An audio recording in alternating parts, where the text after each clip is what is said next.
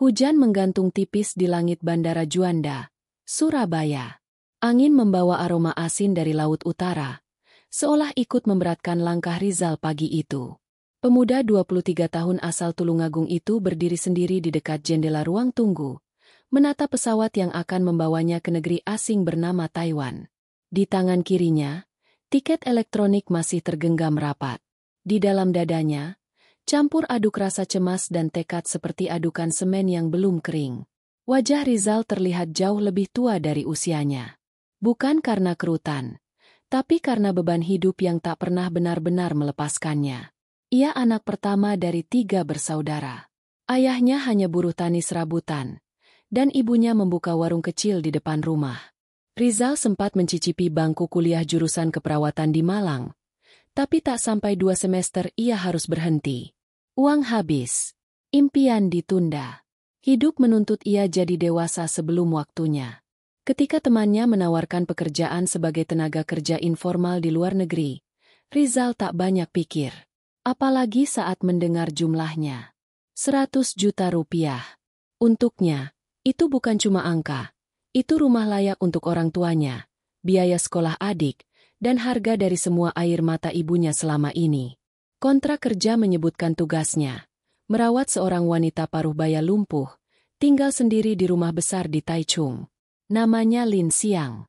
Usianya 39 tahun. Seorang janda yang kehilangan suami dalam kecelakaan, sekaligus kehilangan kemampuan berjalan. Tidak disebutkan soal karakternya. Hanya catatan dingin, pasien membutuhkan pendamping harian untuk aktivitas ringan. Rizal tidak terlalu peduli saat itu. Ia bukan datang untuk dicintai. Ia datang untuk bekerja.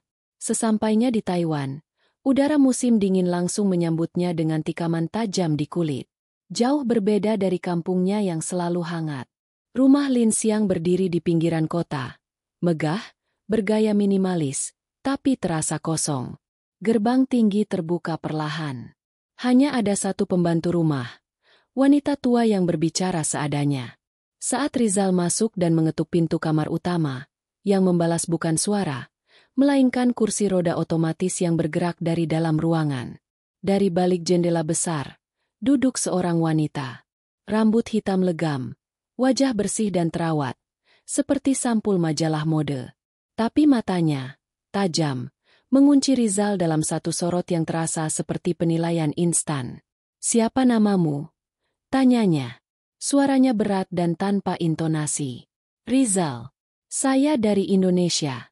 Saya yang akan merawat Anda," jawabnya singkat. Tatapan wanita itu menyapu tubuh Rizal dari kepala ke kaki. Lalu dengan nada datar dan sinis ia berkata, "Kau terlalu mudah dan terlalu lugu."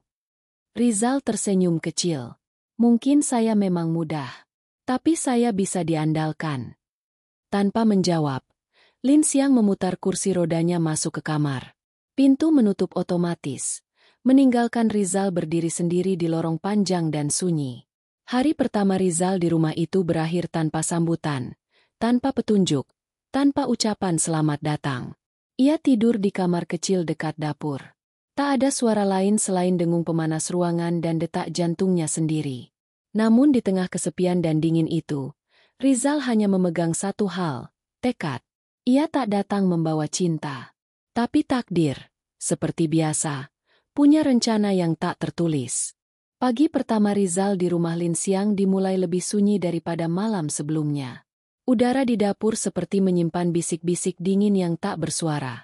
Ia bangun sebelum matahari muncul, membersihkan lantai, mengecek botol obat di lemari kaca, lalu memasak bubur sayur tanpa garam, menu khusus yang tertulis di file kesehatan Lin Xiang. Tak ada yang meminta. Tak ada pula yang memuji. Rumah itu seperti museum hidup. Setiap sudutnya bersih, berkilau, tapi tak ada kehangatan. Foto-foto tua tergantung di dinding. Semuanya dalam bingkai hitam putih. Salah satunya menampilkan seorang pria muda sedang memainkan piano, duduk berdampingan dengan Lin Xiang yang saat itu masih bisa berdiri, tersenyum, bahagia, seperti manusia lain pada umumnya. Kini, wajah itu tak lagi sama. Lin Xiang hanya keluar dari kamarnya saat matahari sudah tinggi, dengan kursi roda otomatis yang mengantarnya ke meja makan. Ia tak bicara, hanya menatap bubur yang Rizal sajikan, lalu makan perlahan tanpa ekspresi. Kalau ibu ingin menu lain, saya bisa sesuaikan, kata Rizal hati-hati, berusaha membuka percakapan. Lin Xiang hanya menoleh sebentar, lalu kembali menatap piring. Tak ada kata yang keluar. Hari-hari berikutnya berjalan nyaris sama. Rizal menyelesaikan semua pekerjaan rumah, mencuci, mengganti linen, membersihkan perban di kaki Lin Xiang yang mulai menipis ototnya karena jarang bergerak. Ia bahkan belajar cara memijat ringan dengan mengikuti panduan daring dan video yang ia download malam hari. Tapi balasan dari Lin Xiang tetap satu. Diam. Kadang, Lin Xiang berbicara. Tapi bukan pada Rizal. Ia berbicara dalam bahasa Mandarin kepada pembantu rumahnya. 2 kali Rizal mendengar ia menyebut dirinya sebagai Nanhai Xiao Yndn, anak kecil dari Indonesia. Nadanya sinis.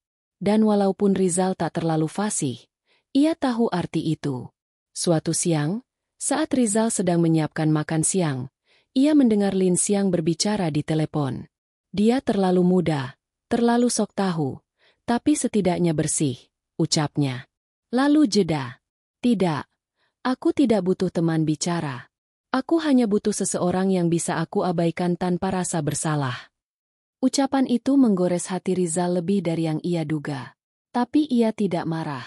Ia tahu betul bahwa luka bisa membuat seseorang melindungi diri dengan cara paling kasar. Ia hanya diam, mencatat jadwal obat, dan kembali ke dapur seperti tak terjadi apa-apa. Di malam hari, saat semuanya tidur, Rizal duduk di beranda belakang rumah. Ia menatap langit Taiwan yang tak seindah langit kampungnya. Dingin menusuk sampai tulang. Tapi tekadnya tetap hangat. Ia berjanji bukan hanya untuk bertahan, tapi membuat dirinya layak dianggap manusia. Meski untuk itu, ia harus menunggu lebih lama dari yang ia kira. Waktu berlalu lambat di rumah Lin Xiang, seperti jam dinding tua yang berdetak hanya saat tak ada yang memperhatikannya. Hari-hari Rizal diisi rutinitas yang sama, membersihkan lantai, memasak makanan lunak, menyiapkan vitamin, menyapu dedaunan halaman yang tak pernah diinjak. Setiap pagi, ia menyapa. Setiap siang, ia menawarkan bantuan. Dan setiap malam, ia memastikan semua pintu terkunci dan ruangan tetap hangat agar Lin Xiang tidak menggigil. Namun jawaban dari sang majikan selalu sama. Tidak ada. Terkadang Rizal berbicara dengan dirinya sendiri hanya untuk memastikan suaranya belum hilang. Ia bahkan pernah berbicara kepada tanaman bonsai di pojok ruang tamu, hanya agar pikirannya tetap waras. Namun pagi itu berbeda. Saat Rizal menyapu teras lantai atas, ia mendapati Lin Xiang duduk di balkon, diam, menatap taman belakang yang mulai menggugurkan daunnya. Wajahnya tampak lebih pucat dari biasanya. Matanya sayu, dan ada bekas merah di bawah kelopak, tanda ia habis menangis. Tapi bahkan air mata perempuan itu pun tampak dingin. Rizal menghampiri perlahan dengan cangkir kecil di tangannya. Ini teh jahe, Bu. Baik untuk perut dan tenggorokan, katanya pelan, hampir seperti berbisik. Lin Xiang menoleh. Tatapannya bukan lagi marah, tapi lelah. Dan untuk pertama kalinya, ia mengulurkan tangan dan menerima cangkir itu. Sunyi menyelimuti mereka. Hanya suara angin dan gesekan dedaunan kering di halaman. Lalu suara itu datang, pelan, berat, seperti diambil dari dasar hatinya yang beku. Kau tahu bagaimana rasanya bangun setiap hari tanpa tujuan? Rizal terdiam. Ia tahu ini bukan pertanyaan yang butuh jawaban. Aku kehilangan suamiku dalam kecelakaan itu, lanjutnya. Bersama dengan kakiku. Bersama dengan setengah hidupku. Perlahan Rizal duduk di sampingnya. Tak terlalu dekat, tapi cukup untuk didengar. Kalau begitu saya bukan orang yang tepat, Bu. Ujarnya jujur. Saya tak datang untuk menyaksikan seseorang mati perlahan. Saya datang untuk membantu seseorang bangkit. Lin Xiang mendengus pelan. Kau terlalu mudah untuk bicara soal harapan. Ya, tapi hidup saya juga tak mudah. Dan saya tetap bangkit setiap pagi, jawab Rizal mantap. Matanya tak bergeser dari milik Lin Xiang. Hening menggantung. Lalu, untuk pertama kalinya, bibir Lin Xiang melengkung, bukan tersenyum, tapi seperti melepaskan beban yang lama mengendap. Kalau begitu, kita lihat saja berapa lama kau bisa bertahan, ucapnya, datar, tapi tak lagi memusuhi. Hari itu, kursi roda Lin Xiang tidak langsung berputar pergi. Ia tetap duduk di balkon, menyesap teh buatan Rizal. Tak ada senyum, tak ada pujian, tapi juga tak ada penolakan. Dan bagi Rizal, itu sudah cukup sebagai awal. Karena di rumah sebesar itu, untuk pertama kalinya, kehadirannya terasa diakui. Sejak percakapan sore itu di balkon, atmosfer rumah perlahan berubah. Tidak drastis, tapi cukup terasa. Lin Xiang tidak lagi memutar kursi rodanya pergi setiap kali Rizal datang. Ia mulai menetap lebih lama di ruang tamu, bahkan duduk diam saat Rizal mengepel lantai atau menyiram tanaman. Hari-hari tetap sunyi, tapi kini bukan sunyi yang dingin. Lebih seperti keheningan antara dua orang asing yang mulai belajar menerima keberadaan satu sama lain. Pada minggu ketiga, saat Rizal sedang menyapu daun kering di halaman depan, suara halus memanggilnya dari teras. Rizal. Langkahnya terhenti. Itu pertama kalinya Lin Xiang menyebut namanya. Ia segera menghampiri, dan melihat Lin Xiang duduk di bawah naungan atap teras, dikelilingi pot bunga yang mulai layu. Aku ingin keluar, ucapnya singkat. Keluar kemana, Bu? Taman kota. Di dekat danau. Itu tempat favorit mendiang suamiku. Rizal tak bertanya lagi. Ia langsung menyiapkan mobil, memastikan selimut tersedia, dan mengatur kemiringan kursi agar Lin Xiang merasa nyaman. Sepanjang perjalanan, mereka diam. Tapi heningnya bukan karena canggung, melainkan karena keduanya sama-sama tenggelam dalam pikiran. Taman kota itu tenang, dedaunan mapel merah mulai berguguran, menghias jalan setapak seperti karpet alami. Rizal mendorong kursi roda perlahan, lalu berhenti di bawah pohon besar yang menaungi bangku taman. Lin Xiang menghela napas panjang. Dulu, kami biasa duduk di sini. Suamiku main piano, dan aku membaca puisi untuknya. Rizal mendengarkan tanpa menyela. Aku tidak butuh perawat. Rizal. Sejak awal, aku hanya butuh seseorang untuk menyaksikan aku. Ia menoleh. Menyaksikan aku perlahan mati. Rizal menatapnya dalam. Kalau itu tujuan ibu, maka saya orang yang salah. Saya tidak bisa menyaksikan orang menyerah. Saya hanya bisa menemani mereka untuk berdiri lagi, meski pelan. Lin Xiang menunduk. Kali ini ia tidak menjawab dengan sarkasme. Mereka kembali ke rumah menjelang malam. Udara mulai dingin. Saat hendak masuk, Lin Xiang berkata pelan, hampir tak terdengar. Terima kasih untuk teh jahe sore itu. Rizal menoleh, terkejut. Tapi ia tidak mengatakan apapun. Ia hanya tersenyum tipis. Sore itu menjadi titik kecil yang mengawali perubahan besar. Saat dua hati yang sama-sama luka, mulai mencoba untuk saling menyembuhkan meski mereka belum menyadarinya sepenuhnya. Sudah hampir sebulan Rizal bekerja di rumah Lin Xiang, dan perlahan, ritme hidup mereka mulai menemukan bentuk. Meskipun sang nyonya rumah masih bicara seperlunya dan tak pernah menyapa lebih dulu, tapi ia tak lagi dingin seperti patung di museum. Setiap tindakan Rizal, kini setidaknya mendapatkan lirikan, anggukan, atau satu dua kalimat pendek. Namun tetap ada satu ruangan yang tak pernah dibuka. Sebuah pintu di ujung lorong lantai 2. Warnanya putih gading, tanpa nama, tanpa hiasan. Terkunci rapat. Seakan menyimpan sesuatu yang tidak ingin dikenang. Sampai suatu sore yang mendung, ketika langit Taichung menggantung kelabu dan angin mengetuk jendela pelan, Lin Xiang memanggil Rizal. Temani aku ke lantai 2, katanya. Rizal mengangguk. Dengan perlahan, ia mendorong kursi roda Lin Xiang menaiki lift kecil yang terletak di samping tangga utama. Begitu sampai di depan pintu yang selama ini tertutup, Lin Xiang mengeluarkan kunci dari saku bajunya. Tangannya sedikit gemetar. Suamiku biasa menghabiskan waktu di sini, bisiknya. Rizal tak berkata apa-apa. Ia hanya menunggu. Begitu pintu dibuka, tercium aroma kayu tua bercampur debu. Ruangan itu masih utuh.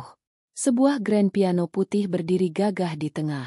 Di atasnya, ada lembaran partitur yang sudah menguning di tepinya. Beberapa foto terpajang di rak. Lin Xiang muda tertawa di samping seorang pria yang memainkan tuts piano dengan mata tertutup. Sejak dia pergi, aku tak pernah lagi menyentuh instrumen ini, ujar Lin Xiang pelan. Terlalu banyak kenangan. Terlalu sakit. Ia lalu mencoba menggeser tubuhnya dari kursi roda ke bangku piano. Gerakannya pelan dan susah payah. Rizal ingin membantu, tapi tak berani kecuali diminta. Namun saat Lin Xiang berhasil duduk di bangku itu, ia memejamkan mata dan meletakkan jari-jarinya di atas tuts. Nada pertama terdengar, pelan, ragu, tapi menyentuh. Melodi mengalun seperti suara rindu yang selama ini terkunci di dada. Namun di tengah lagu, jarinya tergelincir. Satu nada terdengar fals. Ia berhenti. Bahunya turun. Kepalanya menunduk. Aku tak bisa lagi menyelesaikannya. Gumamnya. Tanganku sudah tak luwes. Jiwaku. Mungkin sudah mati bersama dia. Rizal maju perlahan. Tanpa bicara, ia duduk di sampingnya. Ia pernah belajar dasar piano di sekolah kejuruan. Cukup untuk mengenali melodi. Dengan pelan, ia menekan tuts berikutnya. Tak sempurna, tapi cukup menyambung lagu yang tertunda. Lin Xiang menoleh. Untuk pertama kalinya sejak mereka bertemu, ada binar lembut di matanya. Kau bodoh juga ya, ucapnya setengah geli. Rizal tersenyum. Bodoh, tapi berguna. Di ruang yang dulu jadi museum duka, sore itu mengalun lagu yang tak selesai.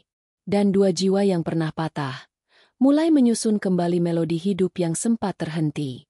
Sejak sore di ruang musik itu, rumah Lin Xiang tak lagi terasa seperti museum. Ia masih dingin saat pagi datang, masih sunyi saat malam turun, tapi kini ada sela-sela kecil di antara jam-jam kosong yang mulai diisi oleh sesuatu yang berbeda, perhatian. Lin Xiang tak serta-merta berubah menjadi wanita hangat. Ia tetap menjaga jarak, tetap bersikap tenang, bahkan sesekali menyindir Rizal dengan gaya sarkas yang halus. Tapi nadanya tak lagi menyakiti. Justru kadang menggelitik. Baca korannya jangan buru-buru. Rizal. Aku bukan mesin perekam suara, katanya suatu pagi saat Rizal membacakan berita dari surat kabar lokal. Rizal tersenyum. Ia tahu ucapan itu bukan bentuk kemarahan, melainkan cara Lin Xiang menyampaikan bahwa ia mendengar. Bahwa ia peduli. Pagi-pagi sekarang sering diawali dengan obrolan ringan, tentang cuaca, tentang dedaunan di taman yang mulai rontok, bahkan tentang jenis teh herbal yang katanya bisa membantu sirkulasi darah. Rizal selalu mencatat semuanya diam-diam di buku kecil yang dulu ia pakai untuk mencatat belanja dan jadwal obat. Lin Xiang, meski tetap berpenampilan rapi dan bersuara datar, mulai mempercayakan hal-hal kecil pada Rizal. Ia mengizinkan Rizal menyisir rambutnya. Memintanya memilihkan warna selimut untuk musim dingin. Bahkan suatu sore, ia meminta Rizal duduk menemaninya menonton film lawas Mandarin hitam putih, tanpa alasan jelas. Mereka menonton dalam diam. Tapi ketika adegan menyedihkan muncul dan sang tokoh wanita ditinggal mati oleh kekasihnya, Lin Xiang berkata pelan, "Aku benci adegan ini, karena terlalu nyata." Rizal hanya menjawab dengan menambah volume suara TV, pura-pura tidak mendengar. Tapi hatinya mencatat setiap kata. Malam-malam Rizal kini lebih panjang. Bukan karena beban kerja, tapi karena ia mulai menulis puisi di buku catatannya. Sederhana, tanpa rima indah.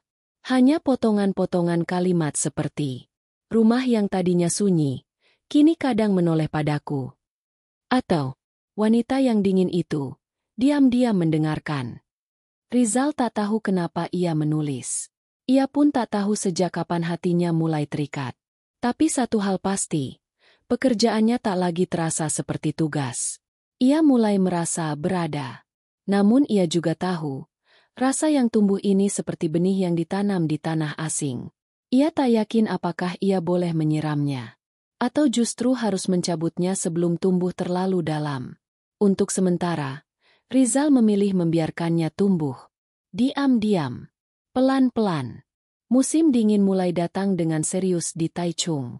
Angin tak lagi sekadar menyapa, tapi menggigit kulit seperti kenangan pahit yang enggan hilang. Rizal lebih sering memeriksa suhu kamar Lin Xiang dan memastikan air hangat selalu tersedia. Ia juga mulai mengatur ulang jadwal fisioterapi ringan, mengganti menu menjadi bubur kaldu hangat dan minuman herbal penguat daya tahan. Tapi pada suatu pagi, suasana rumah berubah mendadak. Rizal mendapati Lin Xiang duduk di kursi roda di ruang tamu. Wajahnya pucat, bibirnya kering, dan keningnya basah oleh keringat dingin. Napasnya pendek, dan tubuhnya menggigil meski selimut sudah membungkus erat tubuhnya. Aku pusing mual sejak semalam. Gumamnya lemah. Rizal tak menunggu. Ia langsung mengambil termometer, mengecek tekanan darah, lalu meminta bantuan bibi rumah tangga untuk menyiapkan infus darurat yang biasa digunakan dalam kasus ringan. Tapi kali ini, gejalanya lebih parah dari biasanya. Kau panik seperti ibu-ibu di kampung, sindir Lin Xiang setengah senyum walau jelas lemas. Rizal menatapnya tegas. Ibu bukan anak kecil, tapi ibu juga bukan robot. Kalau sakit, ya harus dirawat. Nada Rizal terdengar keras. Untuk pertama kalinya, ia membentak. Lin Xiang terdiam. Tak ada balasan sarkas. Justru ada tatapan lain di mata wanita itu. Seperti seseorang yang untuk pertama kalinya merasa dilindungi, bukan dilayani. 3 jam kemudian, suhu tubuh Lin Xiang melonjak. Tubuhnya menggigil tak terkendali dan kesadarannya menurun. Tanpa pikir panjang, Rizal menggendong tubuh Lin Xiang ke dalam mobil, membungkusnya dengan selimut, dan memacu kendaraan ke rumah sakit terdekat. Tak bisa tunggu ambulans, terlalu lama. Gumamnya pada diri sendiri. Di ruang UGD, Rizal berlari ke sana kemari menjawab pertanyaan dokter, menerjemahkan data, menyerahkan berkas, dan tak meninggalkan sisi tempat tidur Lin Xiang sedikitpun. Diagnosisnya, infeksi saluran kemih akut, komplikasi umum pada pasien yang terlalu lama duduk di kursi roda tanpa sirkulasi yang cukup. Malam itu, ruang perawatan hanya diterangi lampu remang dan suara mesin pemantau detak jantung. Di sisi ranjang, Rizal duduk memegang tangan Lin Xiang yang dingin dan lemah. Aku pikir aku akan mati tadi, bisik Lin Xiang tanpa membuka mata. Rizal mencoba tersenyum, tapi matanya basah. Kalau ibu mati, siapa yang bakal nyuruh-nyuruh aku setiap pagi? Gumamnya, berusaha bercanda. Tangan Lin Xiang meremas jemari Rizal pelan. Kau berbeda dari yang lain. Kata-kata itu menggema lebih nyaring dari alarm jantung sekalipun. Rizal tidak menjawab. Tapi di dalam kepalanya, perasaan yang selama ini ia kubur mulai menggeliat. Pelan, hangat, dan tak bisa dihindari. Sejak malam di rumah sakit itu, sesuatu berubah. Tak ada pengumuman. Tak ada ucapan terima kasih. Tapi suasana rumah Lin Xiang terasa berbeda. Lebih hangat, lebih hidup, lebih seperti rumah. Lin Xiang pulang keesokan harinya setelah kondisi stabil. Rizal tetap berada di sisinya. Bahkan ketika bibi rumah tangga menawarkan untuk menggantikannya sejenak.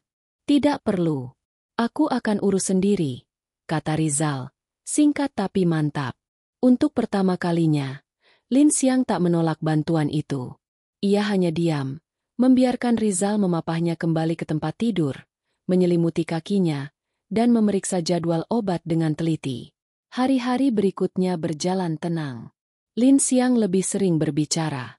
Bukan panjang lebar, tapi cukup untuk menandakan bahwa ia tidak lagi mengunci dirinya sendiri dalam dinding keheningan. Panggil aku Xiang saja. Lin terlalu resmi, katanya suatu pagi, sambil menyeruput teh hangat buatan Rizal. Rizal mengangguk pelan. Takjub dalam hati. Ia tidak tahu mana yang lebih mengejutkan. Nada hangat di suara wanita itu atau izin untuk memanggil namanya dengan lebih pribadi. Kegiatan mereka mulai memiliki pola. Setiap sore, mereka duduk di ruang musik.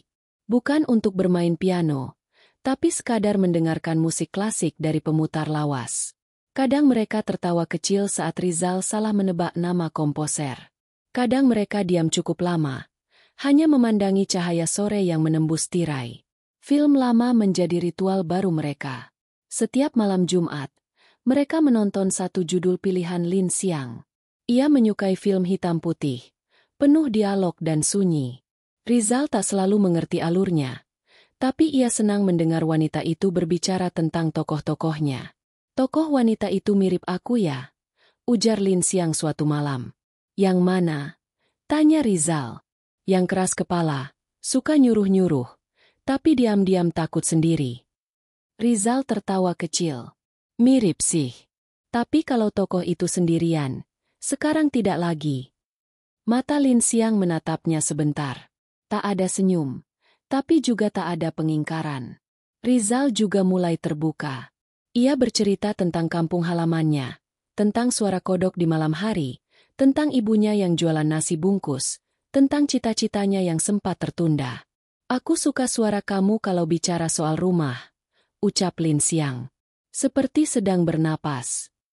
Rizal diam. Ia tidak tahu harus menjawab apa. Yang ia tahu, sejak hari itu, rumah besar yang dulu membungkam segalanya kini mulai bernafas. Bukan karena kehadiran pelayan, atau hiasan, atau musik mahal, tapi karena dua orang yang sama-sama pernah kehilangan. Akhirnya mulai saling mendengar. Hubungan antara Rizal dan Lin Xiang tumbuh seperti bunga liar. Pelan, liar, dan tak butuh izin siapapun. Tapi kehangatan seperti itu tak pernah lepas dari ujian. Pagi itu, sebuah mobil hitam mengilap berhenti di depan gerbang rumah. Dua orang turun dengan langkah angkuh.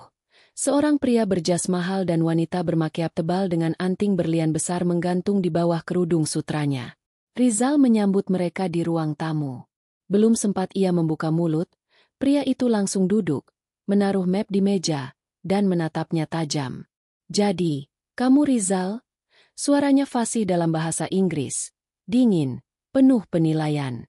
Rizal mengangguk sopan. "Benar, Pak. Saya bekerja di sini sebagai perawat pribadi Nyonya Lin Xiang." Wanita di sampingnya tersenyum kaku, lalu berkata dengan nada menusuk, "Bekerja, atau menjual diri?" Ucapan itu membuat ruangan membeku. Rizal menahan napas. Tangannya mengepal di atas lutut. Tapi sebelum ia sempat menjawab, suara kursi roda menyela. "Cukup," ujar Lin Xiang dengan nada tajam. Matanya menatap kedua tamunya seperti es yang baru pecah. "Rizal bukan seperti yang kalian pikirkan."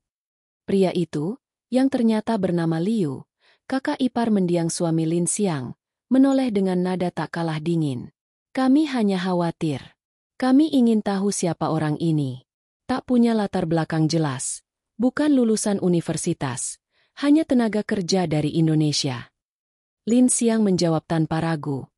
"Saya bisa menilai sendiri." Liu menyusun mapnya dengan rapi. "Kami ingin kamu mempertimbangkan ulang kontrak kerja orang ini. Jika kamu butuh teman bicara, kami bisa sediakan psikolog pribadi. Tapi TKI bukan untuk disayangi, apalagi diromantisasi." Setelah mereka pergi, keheningan kembali menghuni rumah. Tapi kali ini, bukan keheningan damai. Rizal berdiri di ambang jendela, menatap keluar, menahan gejolak di dadanya. "Saya bisa pergi kalau memang itu lebih baik," ucapnya datar. Lin Xiang menoleh cepat. "Jangan." Ia menarik napas panjang. Matanya menatap kosong ke arah taman, sebelum akhirnya berkata pelan, "Kalau kamu pergi, aku akan benar-benar sendirian." Kata-kata itu menggantung di udara lebih berat dari batu. Dalam, jujur, tanpa topeng. Malamnya, hal yang tak pernah terjadi pun terjadi. Untuk pertama kalinya, Lin Xiang mengetuk pintu kamar Rizal. Ia tak bicara banyak, hanya berdiri di ambang pintu, matanya lurus, suaranya tegas tapi pelan. "Aku ingin kamu tahu, selama kamu masih ingin tinggal, rumah ini milik kita berdua. Bukan cuma aku." Rizal tak membalas dengan kata. Ia hanya mengangguk, dan untuk pertama kalinya sejak menginjakan kaki di Taiwan, ia merasa benar-benar punya tempat untuk pulang. Beberapa hari setelah kunjungan Liu dan istrinya, suasana rumah kembali hening, tapi bukan keheningan yang damai. Lebih seperti jeda sebelum badai datang. Rizal tetap menjalankan tugasnya seperti biasa. Lin Xiang pun tak banyak bicara, meskipun sorot matanya kini lebih lembut, lebih gelisah. Dan badai itu datang, lebih cepat dari yang mereka kira. Pagi itu, dua petugas dari kantor imigrasi berdiri di depan pintu, lengkap dengan seragam dan map bersegel resmi. Mereka sopan tapi tegas, menyerahkan selembar surat kepada Lin Xiang. Surat itu berisi pernyataan. Kontrak kerja Rizal sedang dalam proses peninjauan ulang. Ada laporan masuk dari pihak keluarga. Dugaan hubungan emosional yang melanggar batas profesional antara tenaga kerja dan majikan. Lin Xiang memegang surat itu dengan tangan bergetar. Rizal membacanya pelan-pelan. Setiap kalimat terasa seperti cambuk ke arah harga diri yang selama ini ia jaga mati-matian. Mereka ingin kamu dideportasi, ucap Lin Xiang lirih malam harinya. Di ruang makan yang kini hanya diterangi lampu gantung tua. Rizal mengangguk pelan. Saya tahu. Dan kalau saya diam, mereka akan berhasil. Lin Xiang menatapnya dalam. Lalu apa rencanamu? Rizal menatap tangannya sendiri. Jemari yang dulu hanya tahu cangkul dan buku pinjaman, kini menggenggam terlalu banyak hal. Pekerjaan, perasaan, dan perbatasan hukum. Saya bukan siapa-siapa. Bu. Tak punya kuasa, tak punya gelar, tak punya nama keluarga. Saya cuma Rizal dari Tulungagung, anak petani, lulusan setengah jalan. Apa yang bisa saya lawan? Lin Xiang menahan napas. Tapi kemudian, sesuatu pecah dalam dirinya. Satu tetes air mata jatuh perlahan ke pipinya. Kamu memang bukan siapa-siapa bagi mereka. Tapi kamu segalanya buat aku. Kata-kata itu tak keras, tak dramatis. Tapi bagi Rizal, itu seperti pintu terakhir yang selama ini tertutup rapat, akhirnya terbuka. Namun malam itu juga, ia tahu satu hal, cinta mereka tak akan pernah dimaklumi dunia. Tak akan pernah mendapat tempat dalam sistem yang tak mengenal kasih sayang antara pekerja dan majikan. Yang mengenal hanya status, hukum, dan prasangka. Dan karena itu, malam itu, di tengah rumah yang sunyi dan luka, Rizal diam-diam mulai menimbang sesuatu yang lebih besar dari rasa, pilihan. Apakah ia harus tetap tinggal demi cinta? Atau pergi demi martabat? Dan saat angin musim dingin kembali menyusup dari celah jendela, Rizal tahu, waktu untuk menjawab pertanyaan itu semakin dekat. Hari itu langit Taiwan mendung sejak pagi. Hujan tak turun, tapi langit bergelayut berat seperti dada yang menyimpan terlalu banyak hal tak terucap.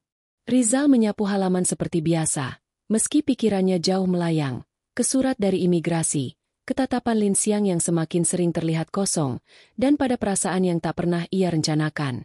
Perasaan ingin tetap tinggal bukan karena kontrak, tapi karena cinta. Rizal. Suara itu datang dari arah teras. Lin Xiang duduk di kursi roda, mengenakan sweater abu-abu, rambutnya dikuncir rapi. Di sekelilingnya pot bunga tak lagi rapi seperti dulu. Aku mau keluar, katanya pelan. Kemana? Tanya Rizal, menunduk sedikit agar suaranya tak bergetar. Lin Xiang menatap ke arah pagar, kemudian tersenyum samar. Ke taman kota dekat danau itu. Tempat favorit suamiku dulu. Tanpa banyak bicara, Rizal menyiapkan mobil. Dalam hati, ia tahu, ini bukan perjalanan biasa. Sesuatu akan terjadi. Mereka tiba menjelang sore. Taman itu sepi. Daun-daun mapel berguguran tertiup angin, melapisi jalan setapak seperti karpet luka masa lalu. Rizal mendorong kursi roda perlahan, kemudian berhenti di bawah pohon tua di tepi danau. Angin berhembus lembut. Suara air bergelombang pelan. Sunyi, tapi tidak kosong. Tempat ini dulu selalu ramai, kata Lin Xiang. Tapi sejak dia meninggal, semuanya seperti berhenti. Rizal tidak menanggapi. Ia hanya mendengarkan. Aku takut, Rizal. Lanjutnya. Takut kehilangan kamu seperti aku kehilangan dia. Tapi aku juga takut. Kalau kamu tinggal hanya karena kasihan. Atau karena uang. Rizal menunduk. Kali ini ia tahu ia harus menjawab. Saya memang datang karena uang, Xiang. Katanya jujur. Tapi saya bertahan. Karena kamu. Lin Xiang menoleh. Air matanya jatuh tanpa suara. Menyusuri pipinya yang dingin. Aku ingin kamu tetap tinggal. Ucapnya pelan. Hampir seperti doa. Tapi bukan sebagai perawat. Bukan sebagai TKI. Aku ingin kamu di sisiku. Sebagai pasangan. Kata-kata itu menggantung. Tidak dramatis. Tapi begitu dalam. Menembus batas yang selama ini mereka pura-pura tidak lihat. Rizal menghela napas. Ia menatap danau. Lalu kembali pada Lin Xiang. Aku ingin juga. Xiang. Tapi dunia di luar sana tidak akan ramah pada kita. Aku tak punya apa-apa. Dan kamu punya segalanya. Lin Xiang menunduk. Tepat karena itu, aku pilih kamu, katanya lirih. Dan di bawah langit kelabu itu, keduanya diam. Tak saling sentuh. Tapi di dalam dada mereka, dua dunia yang tak sama, akhirnya bertemu. Bukan karena cocok, tapi karena keduanya cukup berani untuk jujur. Tentang rasa, tentang luka, dan tentang cinta yang tak minta izin pada logika.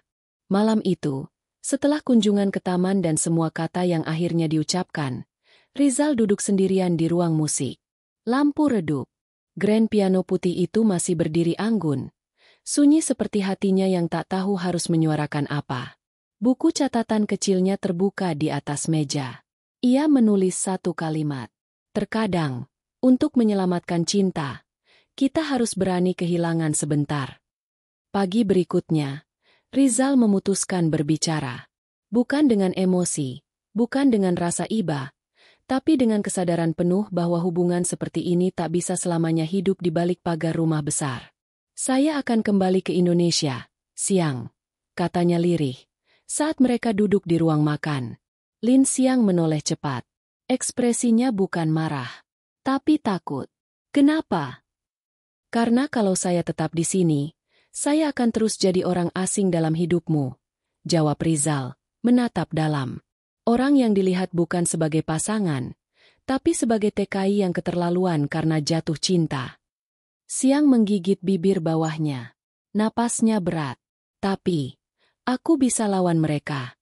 Aku bisa tuntut, bisa bicara dengan kuasa hukum. Rizal menggeleng pelan. Kamu bisa. Tapi aku tidak ingin kamu habiskan tenagamu hanya untuk membelaku. Aku ingin kita berdiri sama tinggi, Xiang, di tanah yang tidak memandang kita dengan curiga. Sunyi menggantung seperti kabut tipis di antara mereka. Tapi bukan sunyi yang kosong. Justru penuh dengan semua rasa yang tak bisa diatur kata-kata. Jadi kamu menyerah? Suara Xiang bergetar. Nyaris tak terdengar. Rizal mendekat. Ia berlutut di samping kursi rodanya. Bukan menyerah, katanya. Tapi memberi kita ruang untuk memilih lebih baik. Ia menggenggam tangan wanita itu. Kalau kamu bersedia, datanglah ke hidupku. Di kampungku. Di rumah kecilku. Bukan sebagai majikan. Tapi sebagai wanita yang aku cintai. Lin Xiang menutup mata. Air matanya jatuh diam-diam. Ia tak menjawab. Tapi genggamannya pada tangan Rizal makin erat. Dan itu cukup. Hari-hari setelahnya berjalan tenang tapi berat. Persiapan kepulangan Rizal dimulai. Beberapa perawat lokal datang ke rumah, memperkenalkan diri. Tapi Xiang menolak semuanya. Sementara aku urus sendiri, katanya singkat. Malam terakhir sebelum Rizal pulang, mereka duduk berdampingan di taman belakang. Tak banyak bicara. Hanya saling tatap. Saling simpan. Aku tak tahu harus bawa apa sebagai oleh-oleh nanti, Rizal bergurau kecil. Kalau begitu, aku yang akan bawa diri ke sana. Xiang balas, senyum tipis mengembang. Dan malam itu, bukan perpisahan yang menggantung di udara, melainkan janji yang ditanam dalam diam. Jika cinta ini benar, maka ia akan tahu jalan pulangnya. Sudah 3 bulan sejak Rizal kembali ke kampung halamannya di Tulungagung. Rumah orang tuanya tak berubah banyak, masih berdinding kayu dan beratapkan seng tua, tapi kini lebih rapi dan bersih. Hasil kerja kerasnya di Taiwan cukup untuk memperbaiki kamar adik-adiknya, memasang saluran air bersih, dan membangun satu paviliun kecil di samping rumah. Paviliun itu sederhana, berdinding semen setengah badan, berjendela kayu, dengan plakat kayu bertuliskan, layanan terapi mandiri Rizal Care. Disinilah Rizal mengabdikan semua ilmu yang ia pelajari di negeri orang, dari perawatan luka tekan, teknik memindahkan pasien lumpuh, hingga terapi gerak ringan untuk lansia. Orang-orang mulai berdatangan. Awalnya hanya 1-2 pasien stroke ringan, tapi pelan-pelan kabar menyebar. Rizal tak hanya menyembuhkan badan, tapi juga memperlakukan pasien dengan lembut dan hormat. Seperti yang pernah ia pelajari dari seorang wanita di atas kursi roda. Namun meski semua berjalan baik, satu bagian dari dirinya belum benar-benar pulih. Hatinya. Setiap sore, Rizal duduk di bangku kayu depan rumah. Pandangannya selalu tertuju ke jalan tanah yang mengarah keluar desa. Jalan yang dulu ia lewati saat pergi meninggalkan kampung, dan yang kini ia harapkan dilewati seseorang yang pernah menjanjikan akan datang. Hari-hari berlalu. Tidak ada kabar. Tidak ada surat.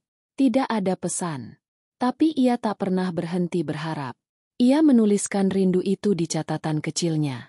Aku tak tahu apakah langit Taiwan masih sama kelabunya seperti saat kita terakhir duduk di taman itu. Tapi setiap sore di sini, aku melihat bayanganmu di cahaya matahari yang hampir padam. Warga kampung mulai mengenalnya bukan lagi sebagai anak petani yang gagal kuliah, melainkan sebagai Mas Rizal yang bantu nenek jalan lagi, atau Mas Rizal yang sabar urus Pak Wiryo lumpuh. Namun di balik semua itu, hanya ia sendiri yang tahu bahwa semua teknik, semua kesabaran, semua lembutnya tangan adalah warisan emosional dari satu sosok, Lin Xiang. Sore itu terasa berbeda. Langit berwarna jingga pucat, angin berhembus pelan, dan seekor burung gereja bertengger lama di tiang bendera tua di halaman. Lalu seorang anak kecil berlari dari ujung jalan. Mas Rizal. Ada mobil asing berhenti di gang. Rizal berdiri. Jantungnya berdetak kencang, seperti lonceng tua yang kembali dibunyikan setelah lama diam. Di ujung jalan tanah yang berdebu, sebuah mobil hitam elegan terlihat pelan membuka pintu belakang. Dan dari dalamnya, seseorang yang sangat ia kenal, duduk di kursi roda, mengenakan gaun krem sederhana. Rambut dikuncir rendah. Tangan kirinya menggenggam tongkat. Rizal hanya bisa berdiri terpaku. Dunia terasa diam. Dan detik itu, semua rindu, harap, dan luka akhirnya kembali dalam wujud yang nyata. Mobil hitam itu diam di ujung jalan kampung. Tak ada kemewahan yang mencolok, hanya kehadiran yang membuat waktu terasa melambat. Seperti film yang diputar dalam gerakan lambat, pintu belakang terbuka, dan di sanalah Lin Xiang duduk. Tubuh rampingnya masih di kursi roda, rambutnya ditata sederhana, gaun krem membalut tubuhnya dengan keanggunan yang tidak dibuat-buat. Di sampingnya, berdiri seorang pria tua berkacamata, supir keluarga yang dulu bekerja diam-diam di rumah besar Taiwan. Kini, ia membantu membuka jalan kecil di antara batu dan rumput liar. Langkah Rizal terasa berat ketika ia berjalan mendekat. Bukan karena lelah, tapi karena dadanya dipenuhi sesuatu yang lebih padat dari rindu, perasaan yang tak pernah punya nama, namun sangat dikenalnya. Lin Xiang menatapnya dari kejauhan, lalu tersenyum tipis. Aku tidak tahu harus bawa apa sebagai oleh-oleh, katanya pelan. Suaranya lebih gemetar daripada biasanya. Jadi, aku bawa diriku saja. Rizal berhenti 2 langkah di depannya. Matanya berair. Bukan air mata haru semata, tapi kelegaan yang tidak bisa ditahan. Ia berlutut di samping kursi roda itu, menggenggam tangannya dengan kedua telapak. Selamat datang di rumahku, katanya lirih, yang sekarang jadi rumah kita. Mereka tidak saling peluk, tidak ada ciuman dramatis. Tapi keheningan yang tercipta di antara keduanya berkata lebih banyak daripada seluruh surat cinta yang pernah ditulis manusia. Warga sekitar berdiri di balik pagar bambu, terheran-heran, bahkan sebagian bergumam tak percaya. Seorang wanita asing, duduk di kursi roda, datang sendirian untuk tinggal bersama anak desa dari Tulungagung. Dunia mereka tak mengerti. Tapi Rizal dan Xiang tidak peduli. Bagi mereka, dunia tak lagi diukur dari batas peta atau status sosial, melainkan keberanian untuk memilih satu sama lain meski tak ada yang menyuruh atau menyetujui. Beberapa minggu setelah itu, mereka membuka tempat terapi kecil di desa itu. Namanya Rumah Lin Xiang. Di sana, Rizal mengajarkan keterampilan dasar merawat orang sakit, sementara Xiang, dengan segala keterbatasannya, menjadi inspirasi hidup bagi pasien dan keluarga mereka. Tidak semua tetangga langsung menerima. Ada yang bergunjing, ada yang mencibir. Tapi waktu, kebaikan, dan ketulusan pelan-pelan mengikis semua penolakan. Dan setiap sore, jika kau lewat di jalan kecil depan rumah kayu itu, kau bisa melihat dua orang duduk berdampingan. Seorang pria sederhana, dan wanita dalam kursi roda. Kadang mereka tertawa kecil. Kadang mereka hanya diam. Tapi dalam diam itu, ada cinta yang tak perlu dirayakan. Karena cinta mereka tidak tumbuh dari cerita indah, tapi dari keberanian untuk tetap tinggal, saat yang lain memilih pergi. 2 musim telah berlalu sejak Lin Xiang menetap di Tulungagung. Musim hujan datang dan pergi, membawa tanah basah, rerumputan liar, dan suara katak yang ramai di belakang rumah. Tapi bagi Rizal dan Xiang, waktu tak diukur dari kalender. Ia diukur dari jumlah pasien yang pulang dengan senyum, dari jumlah warga yang kini menyapa mereka tanpa curiga, dan dari jumlah hari di mana mereka berhasil bertahan bersama. Rumah Lin Xiang, yang dulunya hanya papan sederhana di atas pintu paviliun, kini menjadi pusat pemulihan dan pembelajaran. Setiap minggu, warga datang. Anak-anak muda yang ingin belajar merawat orang tua mereka, ibu-ibu yang membawa suami stroke ringan, dan bahkan mantri desa yang penasaran dengan teknik terapi yang diajarkan Rizal. Xiang tak banyak bicara di depan umum, tapi kehadirannya saja sudah cukup. Ia hadir di setiap sesi pelatihan, duduk di samping pasien yang malu bergerak, memberi semangat lewat sorot matanya, lewat senyum kecilnya yang dulu sangat mahal untuk muncul. Kadang ada yang bertanya, apa benar ibu dulunya tinggal di luar negeri? Dan Xiang hanya menjawab, dulu, saya tinggal di rumah yang besar, tapi kosong. Sekarang saya tinggal di rumah kecil, tapi hidup. Warga mulai paham. Mereka berhenti bertanya hal-hal yang tak perlu. Mereka mulai melihat bahwa cinta memang tak harus sama suku, tak harus sama status, apalagi sama cerita masa lalu. Yang penting, saling percaya, dan mau berjalan pelan, meski tertatih. Suatu malam, saat langit cerah dan lampu-lampu kecil di taman menyala temaram, Rizal duduk di samping Lin Xiang di beranda belakang. Di hadapan mereka, tanaman herbal tumbuh subur, dikelilingi suara jangkrik dan harum tanah. Kamu pernah bayangkan hidup kita seperti ini, Xiang? Tanya Rizal pelan. Xiang menoleh. Tidak, aku pikir hidupku akan berakhir di rumah besar itu. Di balik jendela kaca yang dingin. Rizal tersenyum. Dan aku pikir aku akan jadi TKI seumur hidup, berpindah-pindah negara, tanpa pernah tahu apa itu rumah. Xiang menggenggam tangannya. Tapi akhirnya kita pulang. Mereka diam sejenak. Lalu Xiang menambahkan, lirih. Dan aku tidak pernah menyangka, tempat yang paling membuatku merasa hidup, justru rumah kayu di kampungmu. Rizal mencium punggung tangannya. Kini rumah ini bukan rumahku saja, tapi rumah kita.